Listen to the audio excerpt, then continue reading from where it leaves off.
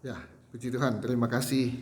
Kita akan mulai khotbah dengan saya akan menyanyikan sebuah lagu. Ini lagu sudah puluhan tahun. Saya ragu anak-anak muda sekarang tahu nggak lagu ini. Apa yang dicari orang, uang. Apa yang dicari orang, uang. Apa yang dicari orang, pagi, siang, petang, malam, uang, uang, uang, uang. Bukan Tuhan Yesus. Ya. Ada yang tahu dan masih ingat lagu ini? Lagu ini kata-katanya, apa yang dicari orang? Dari pagi ke siang, siang ke sore, sore sampai ke malam. Apa yang dicari orang? Yang dicari adalah UANG, uang, atau DUIT, duit. Ya. Kepala jadi kaki, kaki jadi kepala. Hanya untuk cari uang. Orang Kristen juga ternyata nggak sedikit ya, alias banyak juga yang kerja banting tulang, kadang-kadang ibadah terlambat, bahkan kadang-kadang saking sibuknya ibadah pun ditinggalkan. Selalu ada alasan, nggak apa-apalah, Tuhan Maha Pengasih, Tuhan Maha Pemaaf. Nggak sekarang ibadah, minggu depan masih ada, tenang sajalah. Kenapa itu semua terjadi? Hanya karena satu hal, uang. Saudara kekasih dalam Kristus,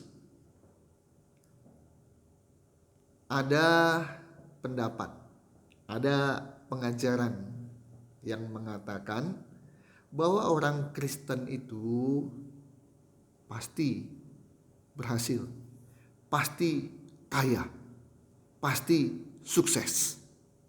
Dia akan jadi kepala, bukan ekor. Ya. Jadi kalau engkau butuh apa, minta saja. Percaya saja. Apalagi kalau engkau rajin kasih persembahan, kau rajin kasih perpuluhan, maka Tuhan akan memberkati dan pasti memberkati. Ini tidak heran orang Kristen pun jadi, waduh, rasanya semangat ini. Ternyata jadi orang Kristen itu tidak hanya terima keselamatan, dari neraka pindah ke surga, tapi ternyata orang Kristen itu bisa jadi kaya. Untuk itu ada beberapa ayat-ayat firman Tuhan yang disampaikan untuk memberikan sebuah keyakinan bahwa orang Kristen pasti kaya. Nah, mari kita lihat 1 Korintus 1 ayat 5. Yuk kita baca 1 Korintus 1 pasal 1 ayat yang kelima. Berbunyi seperti ini. Sebab di dalam Dia, di dalam Tuhan, kamu telah menjadi kaya. Nah, ini kebiasaan yang tidak bagus. Orang Kristen suka memenggal-menggal ayat. Jadi ayat itu dibuat titik. Sebab di dalam Dia kamu telah menjadi kaya. Titik. Padahal masih ada kelanjutannya. Menjadi kaya dalam segala hal. Baik dalam perkataan dan segala macam pengetahuan. Jadi diambil sepotong aja, kaya aja, titik. Kaya itu apa? Banyak uang. Kaya itu apa? Banyak harta. Banyak rumah, banyak mobil. Ya, banyak simpanan. Padahal kaya di dalam ayat 5 ini dalam segala hal. Nah, di ayat-ayat yang lain kita akan lihat dan baca bahwa kaya itu nggak selalu bicara tentang uang, uang dan uang. Jadi jangan dipenggal.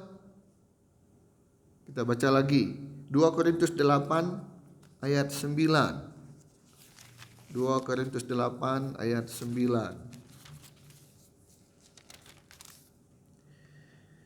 Karena kamu telah mengenal kasih karunia Tuhan kita Yesus Kristus, bahwa Ia Tuhan yang oleh karena kamu, karena kita menjadi miskin, sekalipun Ia Tuhan itu kaya. Nah, diambil lagi ini supaya kamu menjadi kaya.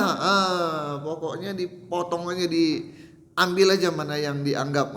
Ini dia. Tuh kan, orang Kristen harus kaya ini. Firman Tuhan bilang supaya kamu menjadi kaya, ya. Nah, kemudian satu ayat lagi yang paling banyak dipakai, bukti bahwa orang Kristen itu pasti sukses. Orang Kristen itu pasti di atas, luar biasa. Pokoknya, hey, bring lah gitu ya. Nah, ayat apa itu? Yohanes 10. Ayatnya yang 10. Pencuri datang hanya untuk mencuri dan membunuh dan membinasakan. Aku datang, Tuhan Yesus datang supaya mereka mempunyai hidup dan mempunyainya dalam segala kelimpahan. Nah, ini pun ditafsirkan lagi. Hidup itu artinya kaya. Ya. Jadi aku datang supaya mereka mempunyai kekayaan. Dan mempunyainya, kekayaan tadi tidak kekayaan yang biasa-biasa, tapi kekayaan yang berkelimpahan. Waduh, sudah kaya berkelimpahan lagi. Pertanyaannya, apakah memang begitu? Alkitab memang mengajarkan bahwa orang Kristen pasti kaya, harus kaya. Kalau orang Kristen tidak kaya, itu ada sesuatu yang salah. Mungkin karena dosa, maka Tuhan tidak berkati. Apakah begitu? Mari kita belajar. Kita belajar.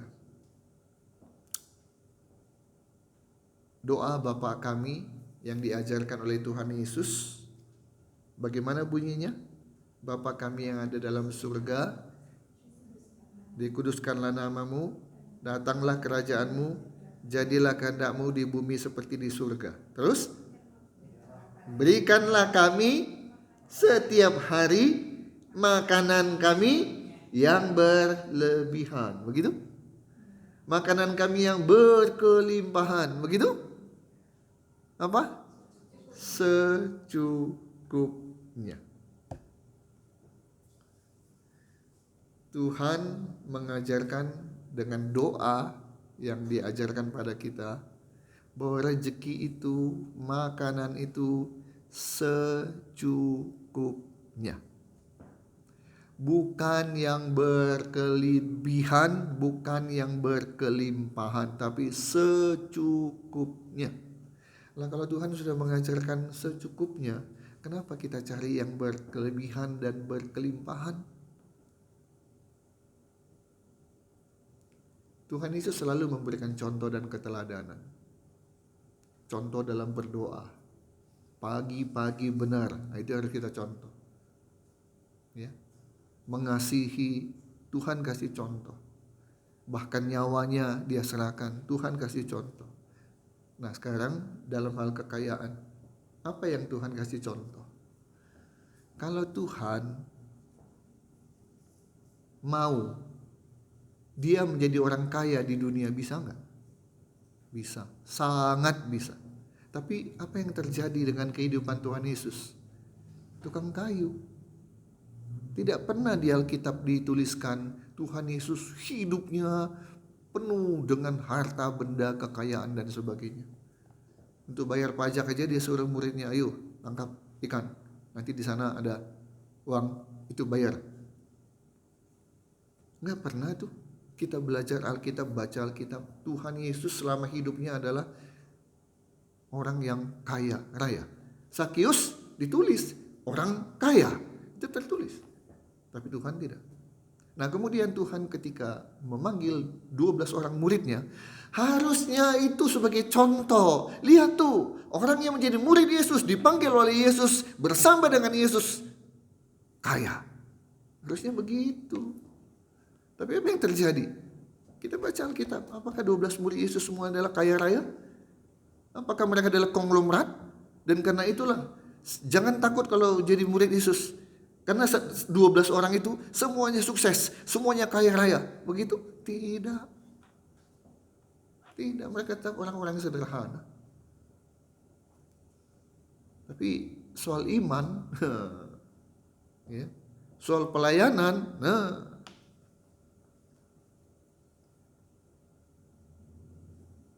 Tuhan Yesus tidak kaya, murid-murid tidak kaya. Jadi kenapa kita harus punya pemikiran dan sepakat dengan pengajaran, ya orang Kristen harus kaya. Kalau tidak kaya, pasti ada yang salah pada orang tersebut. Tidak, ya. Saya jadi ingat Amsal 23 ayat 4. Ayo mari kita baca. Amsal 23 ayat 4. Apa di sini ditulis? 23 ayat 4. Jangan bersusah payah untuk menjadi kaya. Tinggalkan niatmu ini. Saudara kekasih dalam Kristus, pagi ini kita mau belajar. Jadi orang Kristen bukan untuk mengejar kekayaan. Jadi orang Kristen bukan nanti mengklaim, Tuhan katanya aku harus kaya, kenapa aku nggak kaya? Katanya aku yang dosa, dosaku apa? Kalau aku udah merasa, udah koreksi nggak salah, berarti Tuhan yang salah. Waduh, celaka.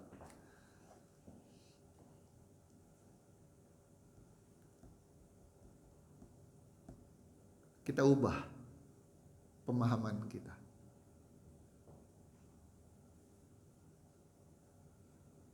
Tidak ada kekayaan sebesar apapun di dunia ini yang bisa menggantikan atau membeli keselamatan yang Tuhan anugerahkan kepada manusia. Tidak ada.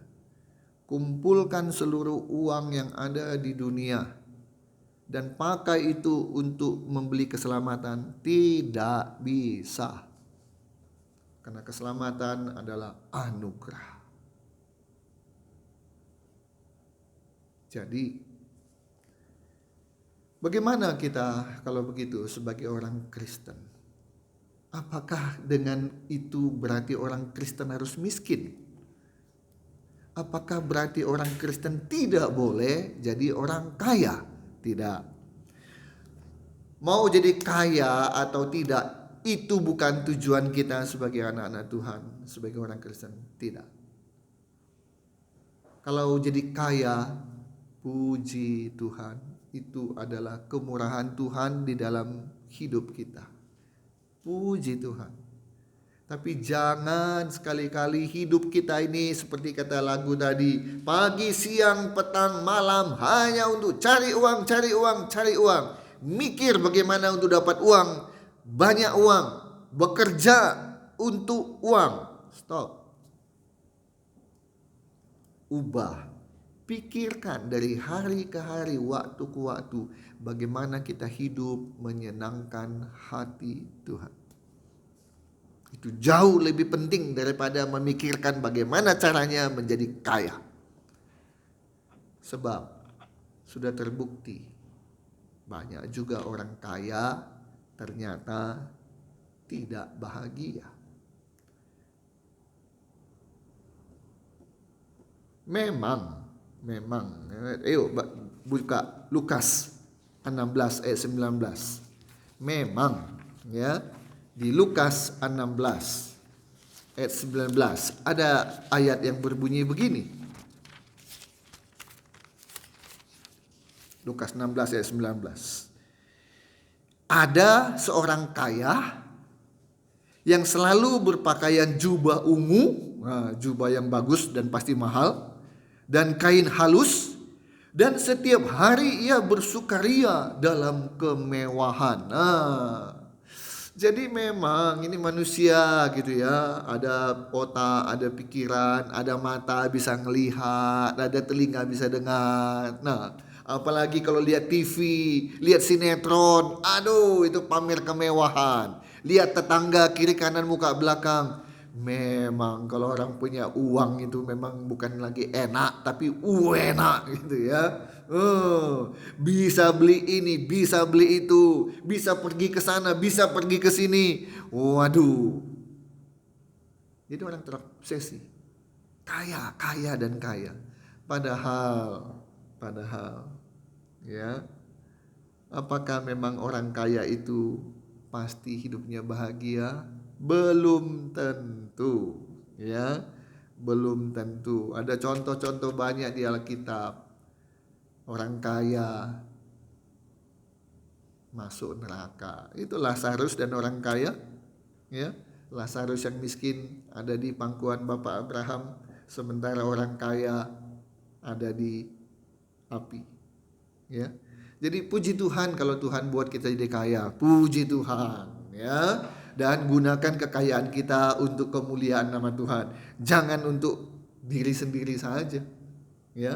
Tapi kalau kita tidak jadi kaya, jangan pernah pemikiran karena itu dosa. Kita selalu dosa, dosa dan dosa.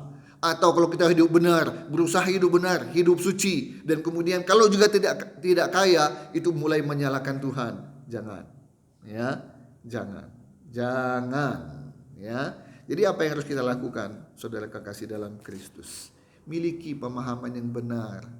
Bahwa jadi orang Kristen itu yang paling penting kita sudah memperoleh keselamatan. Itu yang paling penting, itu yang paling penting, itu yang paling penting. Dan jaga keselamatan kita itu supaya tetap menyenangkan hati Tuhan. Nah, jadi bagaimana harus bersikap yang benar? Ya, kita baca. Ini janji Tuhan. Filipi 4 ayat 19. Filipi 4 ayat 19. Ini janji Tuhan. Filipi 4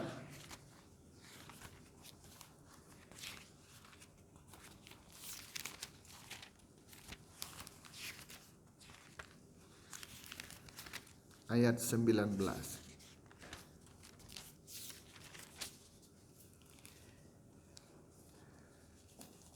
Allahku, Allahmu, Allah kita semua akan memenuhi segala keperluanmu, memenuhi segala kebutuhanmu menurut kekayaan dan kemuliaannya dalam Kristus Yesus.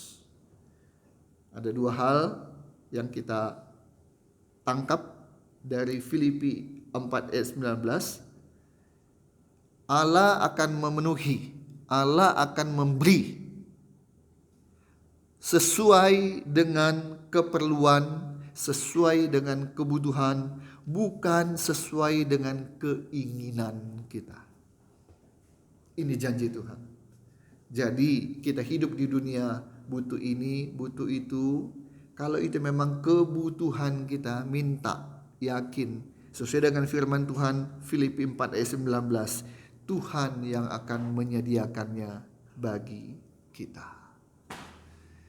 Jadi bukan cerita kaya dan berkelimpahan, tidak. Tapi apapun yang kita butuhkan, itu yang Tuhan akan sediakan bagi kita. Ada orang bilang begini, gak perlu kaya, untuk apa jadi kaya? Punya 10 rumah, ini tempati cuma 1, 9 lagi enggak. Punya villa di sana sini, yang nempati si emang, si ini ya, pelayan. Mereka yang nikmati si pemilik paling setahun sekali, paling 6 bulan sekali. Untuk apa? Ya. Jadi kita kalau butuh ini, makan ada, butuh untuk rumah ada, butuh untuk sekolah, ada. Butuh untuk apa? Itu Tuhan sediakan bagi kita. Yang kedua, yang penting bagi orang Kristen bukan kejar kekayaan, bukan jadi orang kaya, tapi jadi orang Kristen memiliki Yesus. Yesus berjanji akan memenuhi semua kebutuhan-kebutuhan kita. Dan yang paling penting, mari kita baca 2 Tesalonika 3. 2 Tesalonika 3 ayatnya yang ketiga. Bukan kekayaan, bukan. Tetapi ayat 3, 2 Tesalonika 3 ayat 3. Tetapi Tuhan adalah setia. Ini yang penting. Jadi orang Kristen banggalah punya Tuhan yang setia. Setia terhadap janjinya dan setia selalu bersama dengan kita. Itu enaknya, untungnya jadi orang Kristen. Bukan karena kekayaan, bukan, ya, bukan. Tapi karena Tuhan kita setia. Nah, terakhir Matius 28 ayat 20. Matius 28 ayat 20.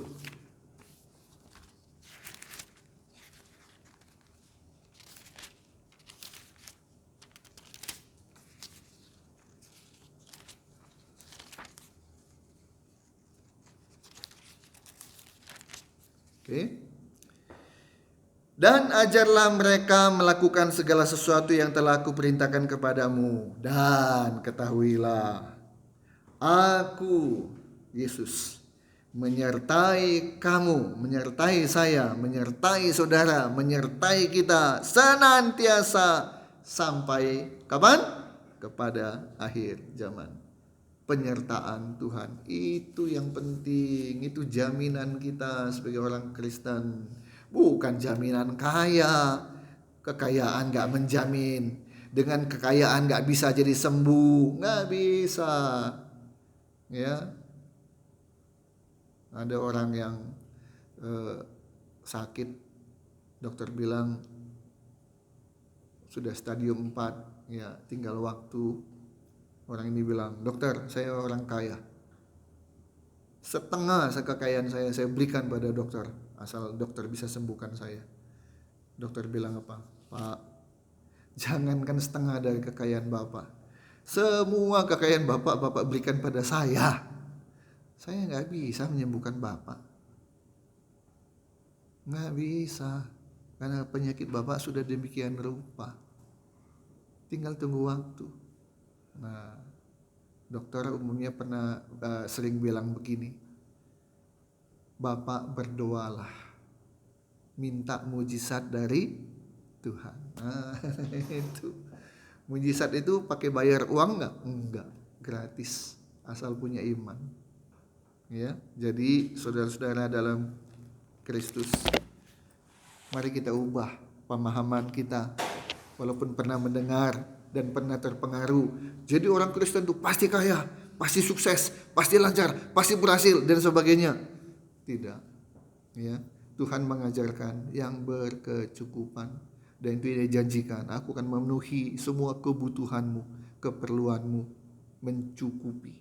Tuhan itu setia, dan Tuhan itu menyertai kita dimanapun kita berada, apapun kondisi kita, Dia menyertai kita. Ya, itu yang menjadi jaminan kita sebagai orang Kristen. Stop berpikir dan berusaha menjadi orang kaya. Amsal 23 ayat 4 katakan, tinggalkan niatmu, jangan bersusah payah menjadi orang kaya. Kalaupun jadi kaya, itu semata-mata kasih dan kemurahan Tuhan. Ya, banyak kan seminar cara sukses jadi kaya.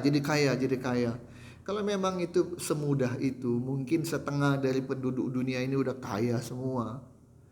Gak usah bilang 100% seluruh penduduk dunia, setengah penduduk dunia ini udah kaya semua. Tapi kenyataannya berapa persen sih orang kaya di dunia? Ya, Jadi sekali lagi, jangan jadi orang Kristen dengan niat untuk menjadi orang kaya. Stop. Ya, stop. Hiduplah dalam berkecukupan, itu janji Tuhan. Nah, karena itu apapun keinginan kita, apapun kebutuhan kita, percaya Tuhan setia dan Tuhan menyertai. Ini yang membuat saya bangga menjadi orang Kristen. Tuhanku Tuhan yang setia, Tuhanku Tuhan yang selalu menyertai aku dalam suka, dalam duka, dalam tangis, dalam tertawa, dalam masalah, dalam solusi. Tuhanku Tuhan yang setia, Tuhan yang menyertai aku. Dan firman Tuhan sudah selalu bilang kan, bila Tuhan berada di pihak kita, siapakah lawan kita? Nggak ada. Masalah nggak perlu takut, kesulitan nggak perlu takut, kekurangan nggak perlu takut, karena Tuhan yang mencukupkan. Mari kita berdoa. Tuhan Yesus, terima kasih untuk firman yang sudah kami dengarkan pada hari ini. Hari ini kami mau belajar dan kami mau mempraktekkan hidup kami ini Tuhan untuk menyenangkan hati-Mu. Hidup kami ini Tuhan untuk melayani-Mu. Bukan menghabiskan waktu, tenaga, pikiran hanya untuk mencari duniawi, khususnya mencari uang dan uang. Tuhan, kami percaya Tuhan kami, Tuhan Yesus adalah Tuhan yang setia, tidak pernah meninggalkan kami. Engkau tahu apa yang menjadi kebutuhan kami. Karena itu Tuhan, kami tidak perlu takut, kami tidak perlu khawatir.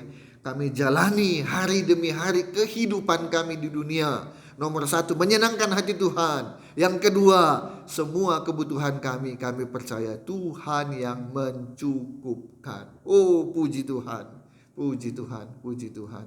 Terima kasih untuk firman-Mu pada siang hari ini. Terima kasih Tuhan.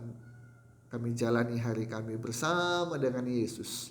Itu cukup bagi kami. Terima kasih. Dalam nama Yesus kami berdoa. Haleluya, haleluya, amin. Puji Tuhan.